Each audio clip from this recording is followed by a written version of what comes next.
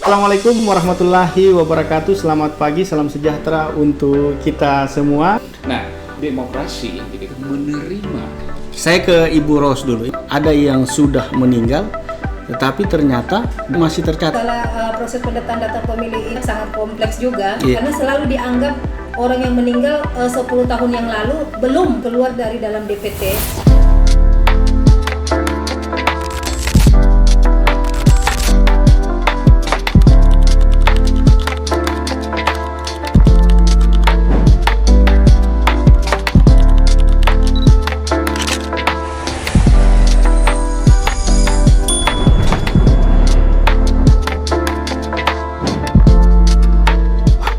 Assalamualaikum warahmatullahi wabarakatuh. Selamat pagi, salam sejahtera untuk kita semua. Kali ini kembali lagi bersama saya Suwandi Tamrin dalam seri diskusi mengurai problem data pemilih di Kabupaten Sigi. Nah, kali ini kita menghadirkan dua narasumber kita.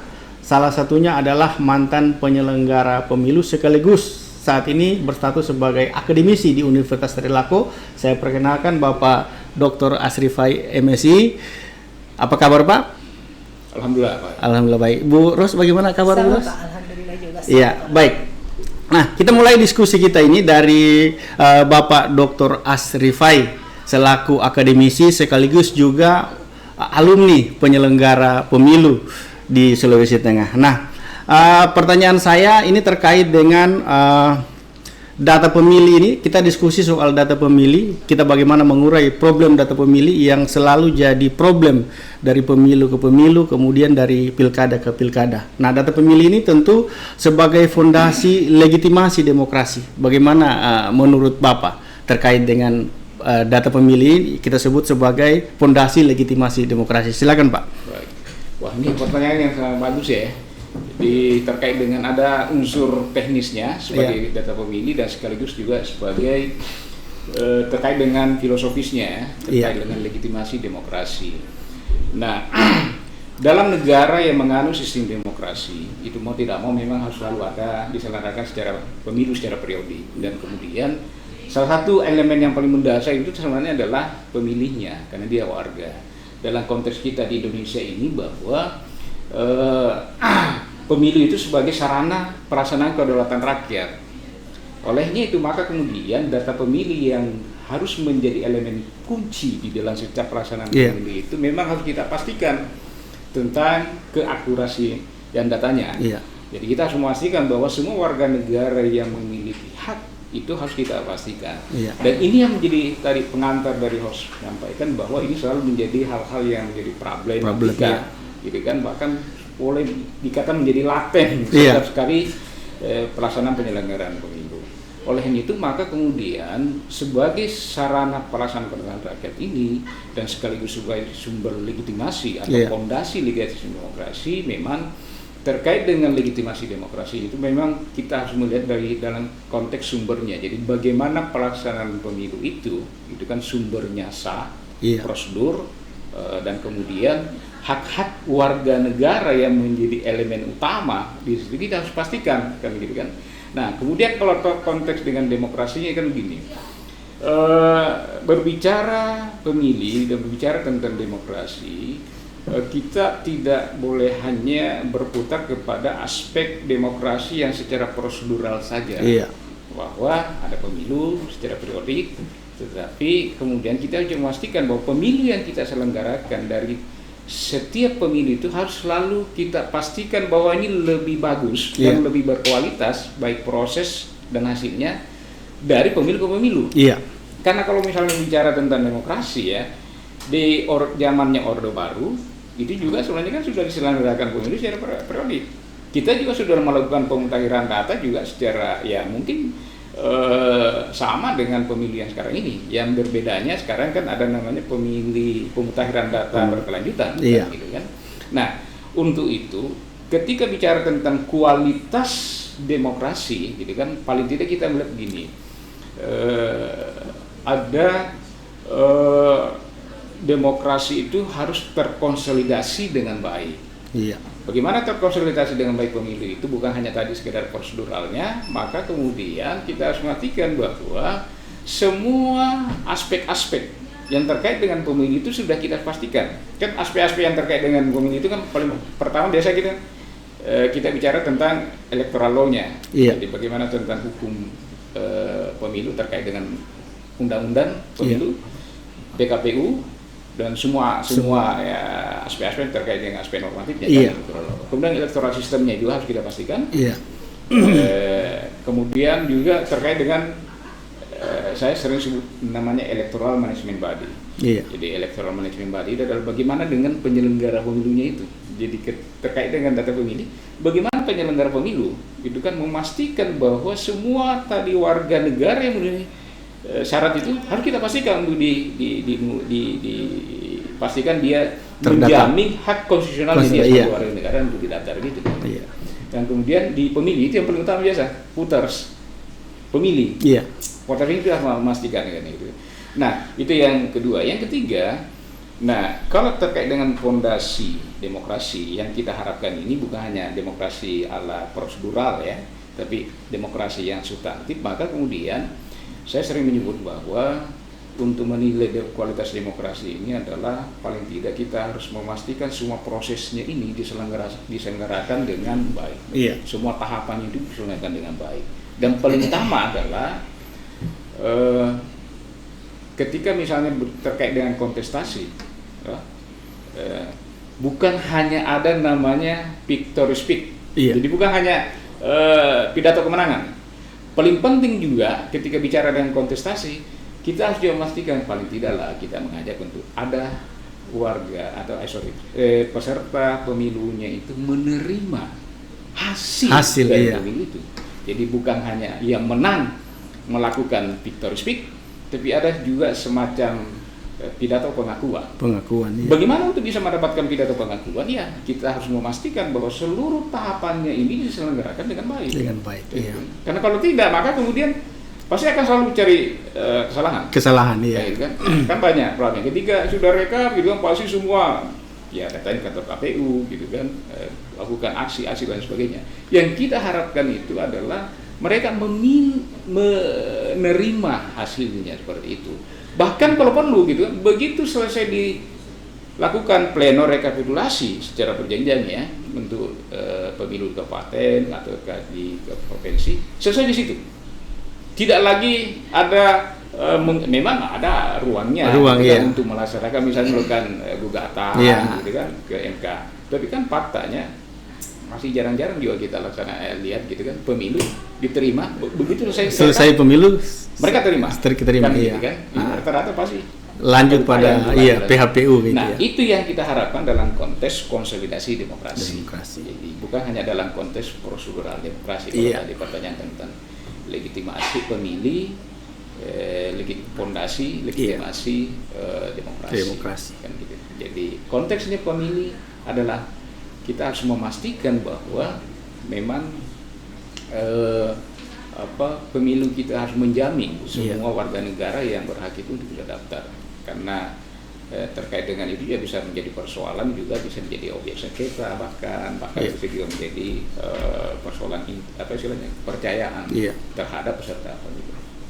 Oke, baik, terima kasih Pak Dokter. Cukup padat dan sangat jelas apa yang menjadi pertanyaan-pertanyaan dari saya tadi terkait dengan bagaimana legitimasi dan fondasi demokrasi. Nah, saya ke Ibu Ros dulu. Ini menyangkut dengan apa yang dijelaskan oleh Pak Dokter tadi terkait dengan bagaimana data pemilih ini bukan hanya secara prosedural, tetapi bagaimana kemudian penyelenggara mampu melaksanakan seluruh prosedur dan ketentuan yang ada dalam PKPU itu, sehingga kualitas demokrasi ini kita akan semakin baik. Nah, pertanyaan saya terkait dengan bagaimana prosedur pendataan pemilih sehingga problem-problem data pemilih ini yang saya sebutkan tadi, dari pemilu ke pemilu, kemudian dari pilkada ke pilkada, itu terurai dengan baik dan memungkinkan kita untuk meminimalisir persoalan dari pemilu ke pemilu. Bagaimana alur pendataan pemilih khususnya di KPU Kabupaten Sigi? Silakan Bu Ros. Oke, baik, terima kasih. Kalau kita berbicara tentunya kalau alur pemutaran data pemilih, Saya rasa untuk bukan hanya KPU Kabupaten Sigi ya, di seluruh Indonesia alur pemutahiran data pemilih ini sama. Cuma mungkin seperti senada dengan disampaikan oleh Pak Dokter dan narasumber pertama tadi, ini kembali lagi ke votersnya ya, tergantung lagi dari pemilihnya. Namun kalau kita berbicara alurnya, tentunya ketika kita diturunkan DP4, DP4 untuk dimutahirkan di KPU Kabupaten Sigi sendiri, sebelum diturunkan ke teman-teman Pantarli, ini petugas pemutahiran data pemilih, ini kami melakukan pencermatan dulu by name by address, untuk mendekatkan pemilih, yang utamanya mendekatkan pemilih pada TPS-nya. Sebelum data itu kami turunkan ke Pantarli, karena Pantarli mengerjakan data ini per TPS, sehingga di wilayah kerjanya ya, per TPS di wilayah kerjanya, sehingga memudahkan petugas ini untuk mengunjungi nama-nama yang ada di dalam daftar pemilih tadi. Untuk meminimalisir problem-problem ini, kenapa pemutahiran data pemilih itu datanya prosesnya dikerjakan tahapannya dari awal sampai terakhir, dia masih tetap dikerjakan, karena memang alurnya ini sangat panjang. Dari DP4 diturunkan kemudian menjadi DPS, sebelum ditetapkan menjadi DPS, Pantarli melakukan pencocokan dan penelitian, dulu melakukan coklit, turun ke rumah masing-masing, selanjutnya ditetapkan sebagai DPS. Nah, ditetapkan sebagai DPS sampai menjadi DPT ini, kita memberikan ruang tanggapan kepada masyarakat, kepada semua orang untuk melakukan pengecekan apakah ada namanya yang terdaftar di dalam DPS.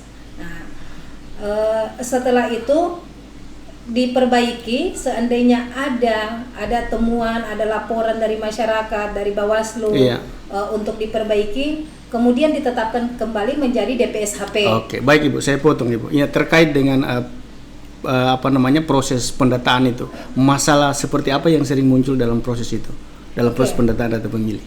Masalah proses pendataan data pemilih ini sangat banyak, sangat kompleks juga.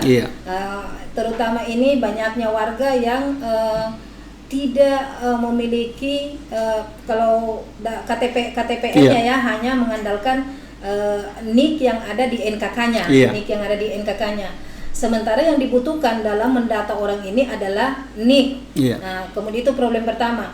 Banyak warga yang seharusnya sudah TMS, namun dia belum TMS. Saya memberikan contoh di sini TMS karena orang meninggal. Orang yang meninggal ini hampir di setiap tahapan pasti menjadi problem, karena selalu dianggap orang yang meninggal 10 tahun yang lalu belum dikeluarkan di dalam DPT. Hal ini sebenarnya KPU sudah mengupayakan bagaimana orang-orang ini agar keluar dari dalam DPT. Namun ketika data ini diturunkan dari DP4, dipastikan akan ada lagi seandainya partisipasi keluarga yang sudah meninggal ini tidak melaporkan ke Dukcapil. Karena memang juga regulasi di Dukcapil tersendiri terkait dengan bagaimana mengeluarkan orang yang sudah meninggal masih ada di dalam data penduduk. Oke, baik Ibu. Dalam proses pendataan di tahapan data pemilih berkelanjutan, ada tidak temuan-temuan dari KPU sendiri terkait dengan ada yang sudah meninggal, tetapi ternyata datanya itu masih tercatat, atau sebaliknya dia belum meninggal, tetapi fakta yang kita temukan di lapangan sudah meninggal, seperti itu. Jadi kita temukan data, misalnya dia tercatat sudah meninggal, tapi fakta kita temukan di lapangan setelah kita lakukan misalnya coklit, ternyata belum meninggal lapangan. Ada tidak ditemukan seperti itu, khususnya di Sigi? Baik, kalau terkait data orang yang meninggal masih ada di dalam data pemilih. Sampai dengan saat ini kita kan sekarang ada tahapan yang namanya pemutahiran data pemilih berkelanjutan. Sampai dengan saat ini untuk diplenokan di TW4 kedepannya ini di bulan Desember, kita masih ada tersisa 53 orang yang masih ada di dalam data pemilih, namun belum di TMS-kan karena memang belum mempunyai surat keterangan kematian. Ini surat keterangan kematian ya, bukan akte kematian, surat keterangan kematian dari kepala desa. Ini masih ada. Kalau problem yang seperti disampaikan tadi, ini terkait orang yang belum meninggal tapi di data kita sudah meninggal.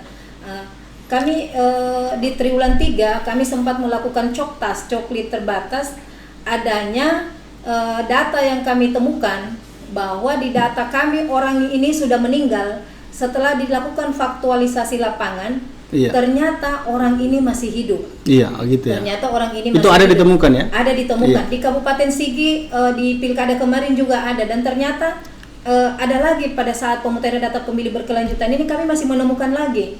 Saya tidak perlu menyebutkan kecamatannya, jelasnya ini pada saat rakor kemarin kami sudah sampaikan ke Pemda untuk ditindaklanjut. Oke, baik, terima kasih Bu. Nah, saya kembali ke Pak Dokter. Ini terkait dengan, ini menyangkut juga sebenarnya, ini problem kita di data pemilih. Nah, ini terkait dengan isu-isu inklusivitas, kemudian aksesibilitas.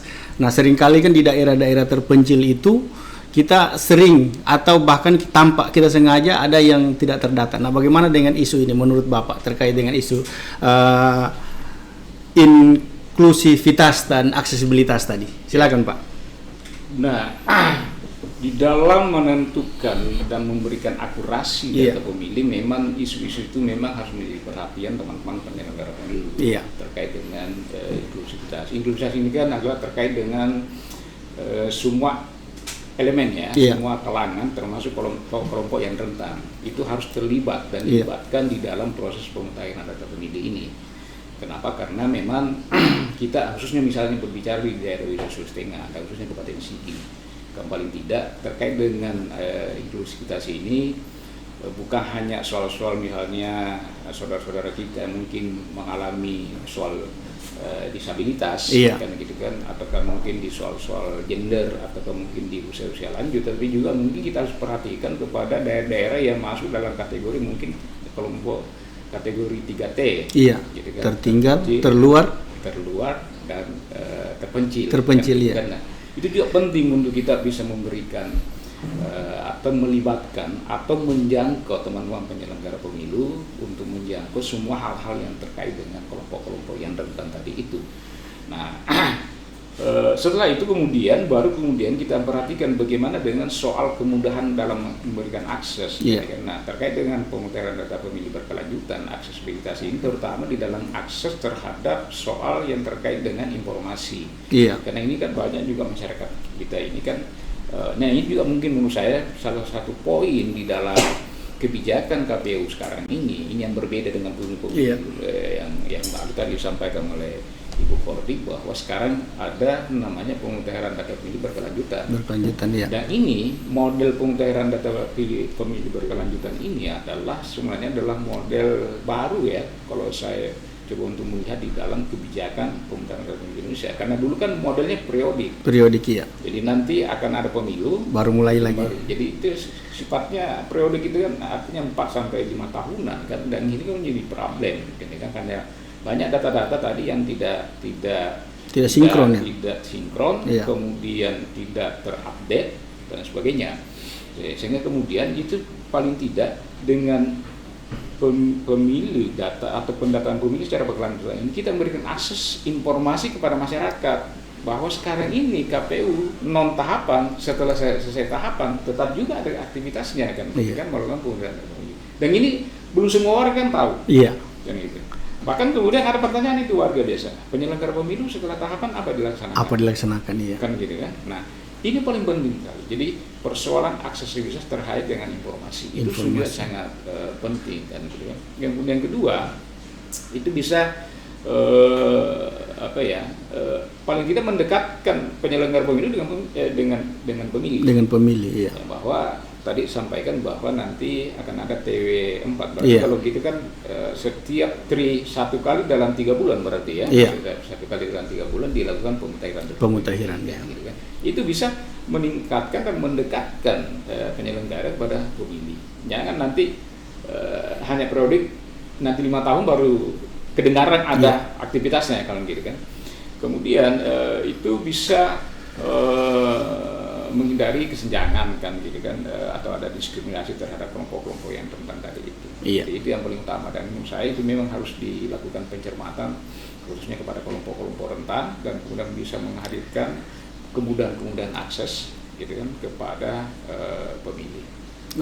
Baik Pak Dokter. Nah, saya kembali lagi ke Ibu Ros. Nah, terkait dengan apa yang sudah dilakukan oleh KPU Sigi di dalam proses pemutahiran data pemilih, khususnya data pemilih berkelanjutan, ada tidak kendala atau bagaimana proses sinkronisasi data antara data DP4 tadi atau data yang dimiliki oleh KPU dan data yang data di Dukcapil. Bagaimana proses itu, apa kendalanya, bagaimana kemudian menangani persoalan di dalam mengurai problem-problem tadi, pemilih pindah keluar, kemudian pemilih masuk, kemudian yang meninggal. Silakan Bu Ros. Kalau terkait problem ya, problemnya ini sangat banyak. Terkait dengan pemilih pindah masuk, pindah keluar, tentunya kami selalu berkoordinasi dengan Dukcapil. Untuk data yang pertama tadi saya sampaikan, data orang meninggal. Orang meninggal ini kita ketahui bersama, kalau karena kita juga keterbatasan sangat terbatas ya kita untuk turun lapangan dan lain sebagainya. Sekarang kita melibatkan Pemda di dalam melakukan pemutahiran data pemilih berkelanjutan. Saya memberikan contoh di sini terkait dengan orang meninggal. Setiap triwulan sebelum pleno perekapan kita menyurat ke Dinas PMD, Dinas PMD untuk meminta menyurati semua kepala desanya terkait dengan warga yang sudah meninggal untuk diterbitkan surat keterangan kematiannya. Kemudian kalau untuk pemilih pindah masuk kami juga berkoordinasi dengan Dukcapil, begitu juga pindah keluar, karena pindah masuk dan pindah keluar ini mempengaruhi data untuk MS dan TMS, Pak. Terkait dengan apa yang disampaikan oleh Pak Dokter tadi untuk daerah 3T tadi.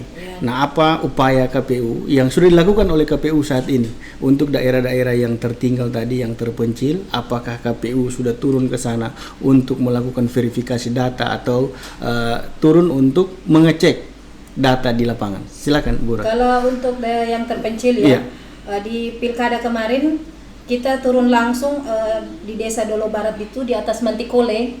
Di atas Mantikole ada berapa jam itu ke sana, Bu? Kalau ke sana itu karena tidak bisa naik motor ya, Pak. Jadi orang jalan ke atas. Jalan ke atas ya. Ada penyelenggara kita di tingkat Kecamatan Dolo Barat. Kemarin juga ini informasi pertama disampaikan langsung oleh Wakil Bupati kita. Di periode pertama, alhamdulillah beliau menjabat lagi sebagai Wakil Bupati sekarang. Jadi beliau sangat merespon kegiatan-kegiatan untuk pemutahiran data pemilih ini.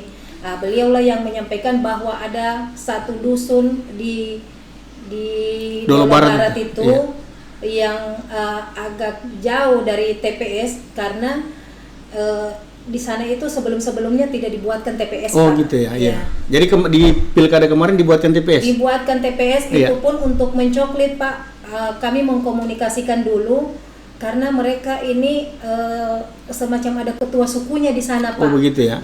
Tapi tidak sistem noken di sana ya? Tidak, Pak. Cuma memang ada seperti semacam ketua suku di sana. Jadi orang masuk ke sana itu izin dulu sama kepala sukunya kayak semacam kayak Pak Pendeta begitu di sana itu yang mengarahkan. Jadi kita harus janjian dulu, selesai mereka keluar dari gereja baru kita datang.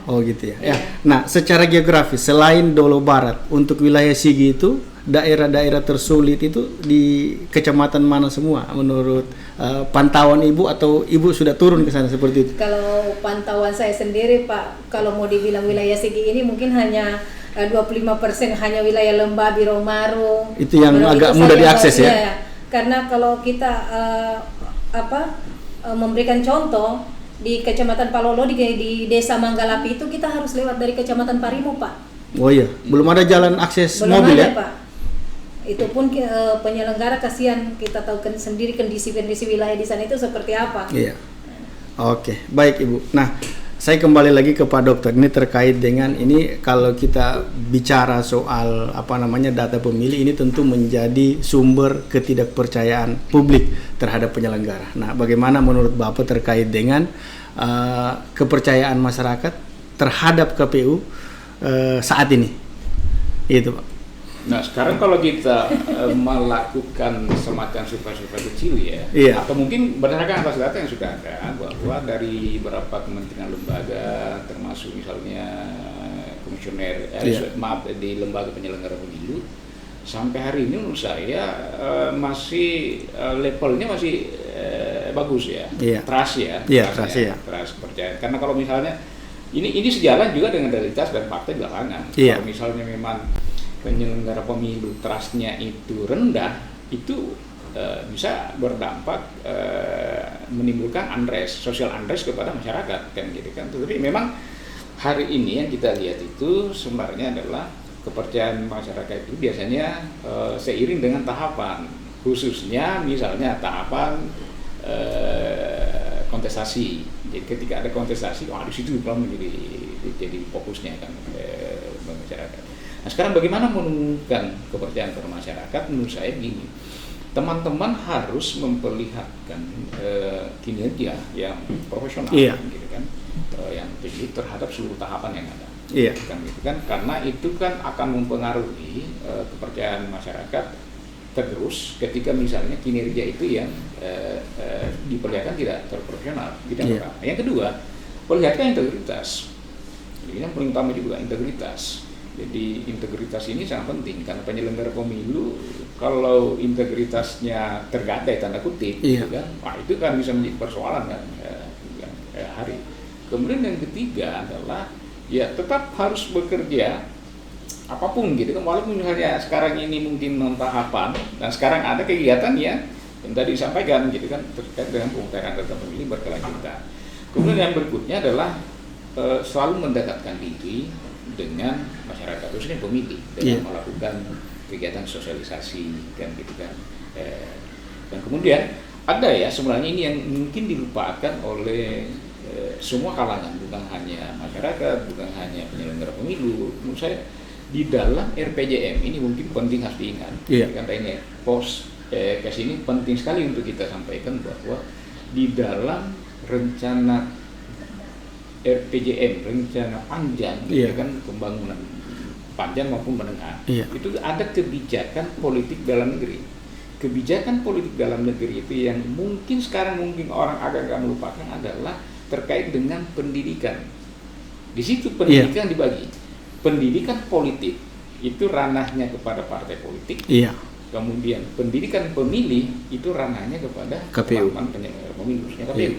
Dan Bawaslu juga ada namanya pendidikan pengawasan partisipatif. Itu tertuang di dalam RPJM kita 2000 sampai 2045 kalau nggak salah. Coba dibuka dokumen itu. Nah ini yang harusnya kita sampaikan kepada semua kalangan kan, gitu kan, untuk kita fokus ke situ. Kalau sekarang tidak ada tahapan, gitu kan? Sekarang kita fokus. Partai politik melakukan pendidikan politik, civic education, dan kemudian teman-teman KPU melakukan pendidikan pemilih. Pendidikan pemilih, kayak gitu. Nah memang mungkin ada fragmentasi bahwa dalam politik, dalam pemilih itu tidak ada namanya makan siang gratis. Semua selalu ada harus pakai biaya, berbiaya. Nah sekarang bagaimana memanfaatkan gitu kan? Istilahnya sekarang semua teknologi, hal-hal yang sekarang bisa mendekatkan kepada masyarakat, termasuk dengan pembahasan teknologi. Salah satunya dengan melalui podcast ini.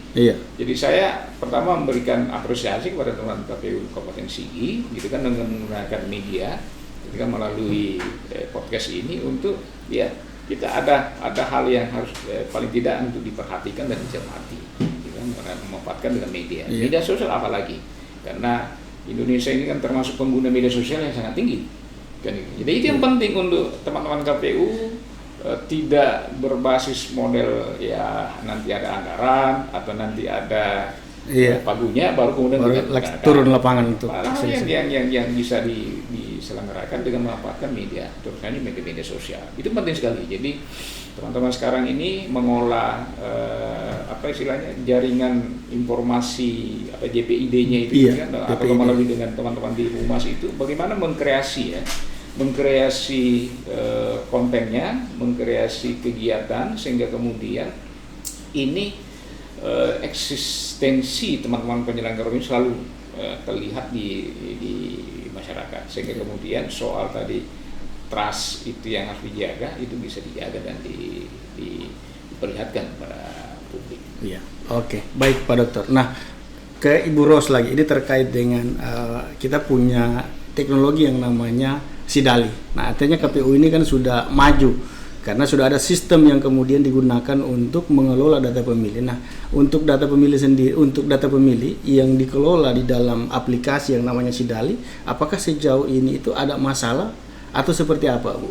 Atau bagaimana prosesnya? Nah, karena kalau kita mau melihat ini barang, ada yang namanya kecerdasan AI artificial intelligence. Nah, apakah ada pengaruh antara kecerdasan digital tadi dengan terhadap Sidali seperti itu. Nah, bagaimana penggunaan Sidali? Kemudian apakah ada kendala? Nanti kita bahas soal apakah ada pengaruh, kemudian apakah ada ancaman ini soal hadirnya kecerdasan digital ini seperti itu. Silakan Bu Ros terkait dengan masalah Sidali. Alhamdulillah sejauh ini penggunaan Sidali alhamdulillah aman-aman saja ya. Iya.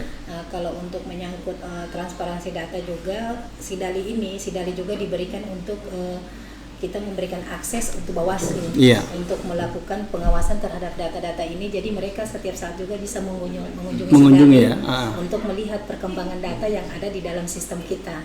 Jadi sejauh ini penggunaan Sidali aman ya, jadi tidak masalah. Dari pemilu kemarin kan sudah digunakan ya, di pilkada juga sudah digunakan, sampai hari ini juga digunakan. Alhamdulillah digunakan. Iya, oke.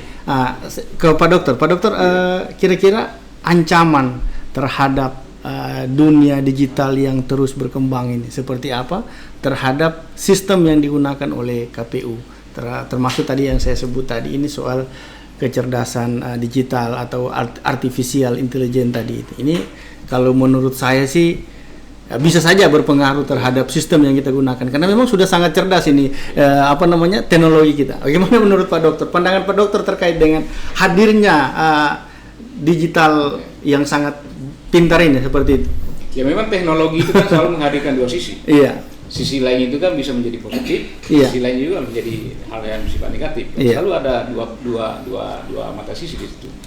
Nah, sisi positifnya di situ adalah dengan hadirnya perkembangan teknologi ini kan bisa sangat membantu, khususnya dalam misalnya tadi ada sekarang digunakan Sidali. Nah sekarang Sidali ini yang harus betul-betul kemudian kemutahiran kemutahiran datanya ini yang memang harus dipersoalkan. Jangan sampai misalnya terjadi hal-hal seperti dulu. Kalau dulu itu kan selalu dianggap bahwa ketika data yang hasil coklit itu dimasukkan dalam Sidali, terkadang ada yang berbeda hasilnya. Lain yang dicoklit yang kemudian lain hasilnya. Karena mungkin ya dulu mungkin perkembangan teknologinya atau aplikasinya mungkin belum terlalu mutakhir, sehingga kemudian kecepatan di dalam memproses ketika misalnya sudah waktunya sudah mepet, operatornya juga sangat terbatas gitu kan untuk menginput data itu, akhirnya kemudian ada perbedaan kan gitu kan. Tapi sekarang kan mungkin sudah dibenahi kan, gitu kan, sehingga kemudian itu tidak menjadi persoalan. Salah satu sumber ketidakpercayaan publik terhadap KPU kan salah satunya itu. Salah satunya sampai kan publik ada membuat plesetan kan. Selalu Sidali berdalih dengan Sidali kan gitu kan. Karena akhirnya kemudian DPT-nya ini bukan menjadi daftar pemilih tetap, tapi menjadi daftar permasalahan tetap akibat dari sistem yang digunakan itu kan gitu. Nah sekarang kan ini mencoba untuk selalu diupayakan untuk diperbaiki. Nah sekarang juga sekarang kita sudah masuk era yang orang sebut era 4.0, orang menyebut sebagai era 5.0 society 4.0 dengan lahirnya sekarang kecerdasan buatan. Nah ini juga memang penting untuk kita selalu paling tidak pertama adaptif ya. Teman-teman penyelenggara pemilu juga kan sekarang ini juga adaptif terhadap perkembangan teknologi itu gitu kan. Tetapi di balik perkembangan itu tadi dalam sisi negatifnya ini menjadi persoalan kan gitu kan.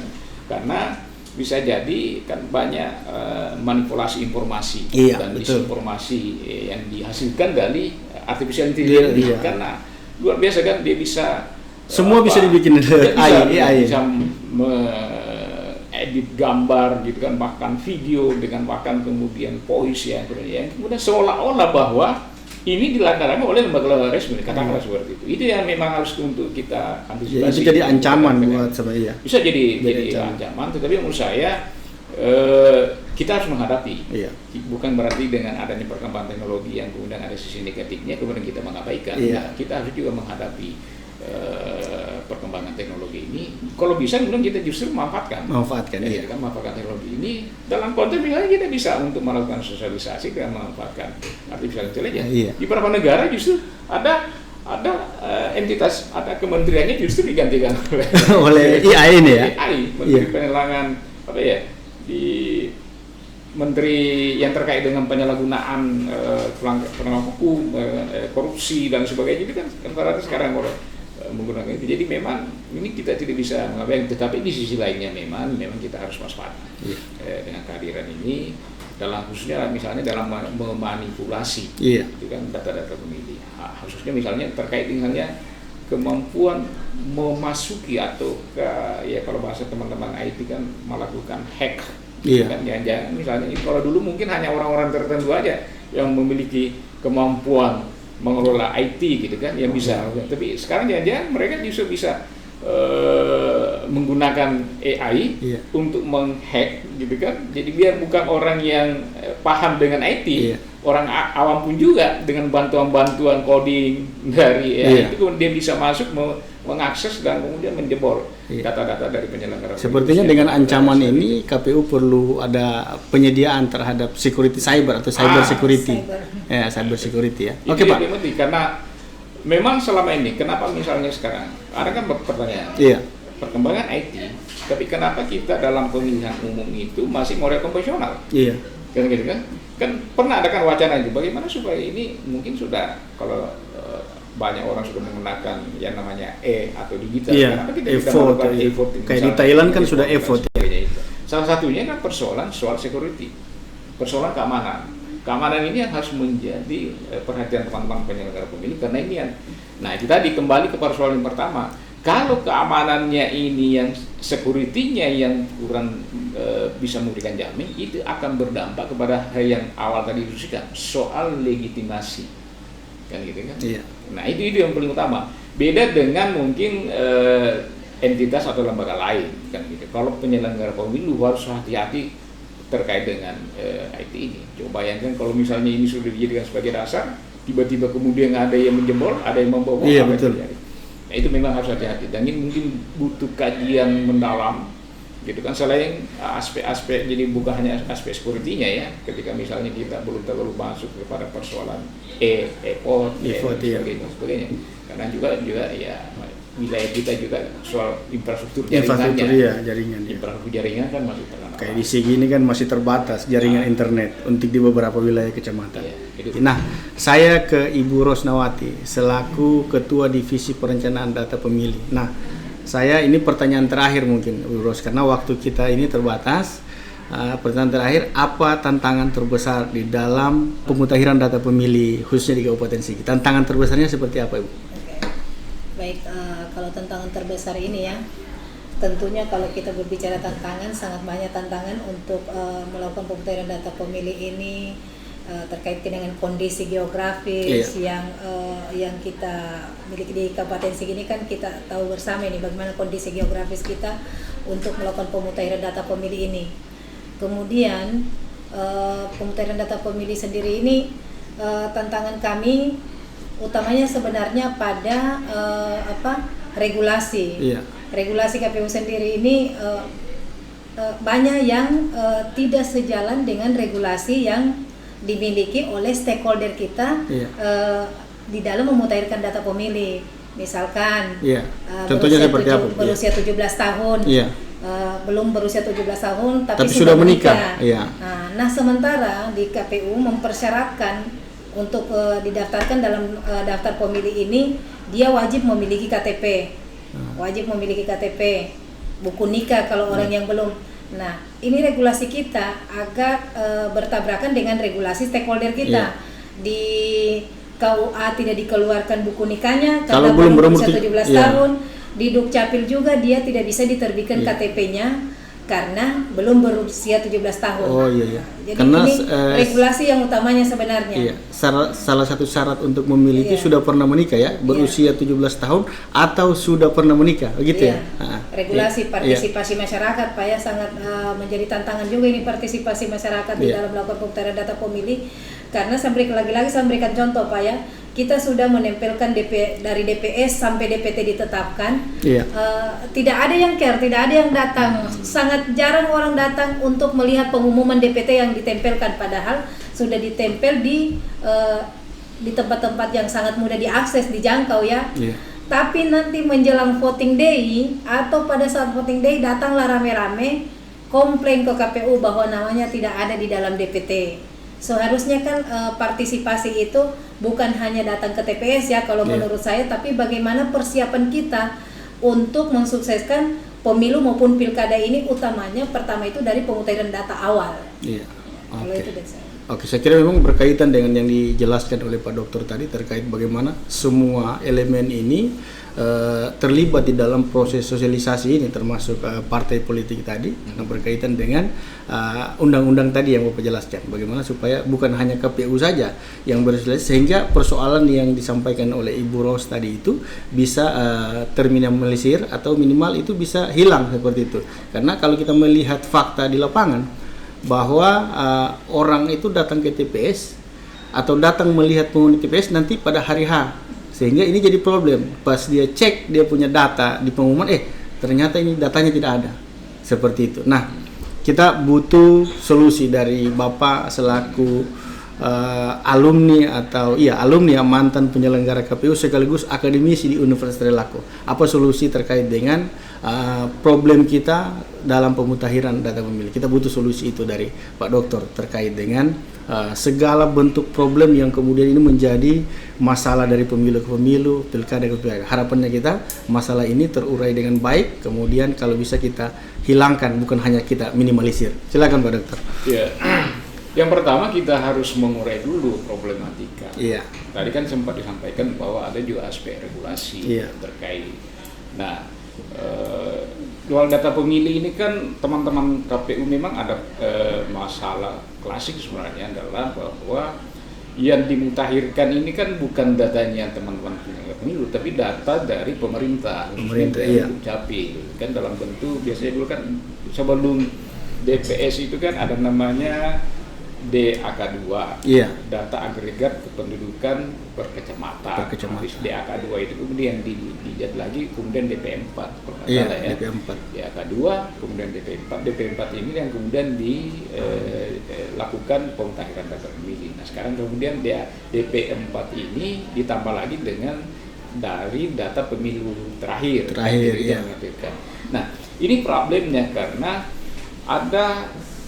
harusnya ada keterlibatan di masing-masing instansi di situ dan itu jadi olehnya itu maka untuk setelah mengurai kita harus melakukan sinkronisasi dan koordinasi antar lembaga itu.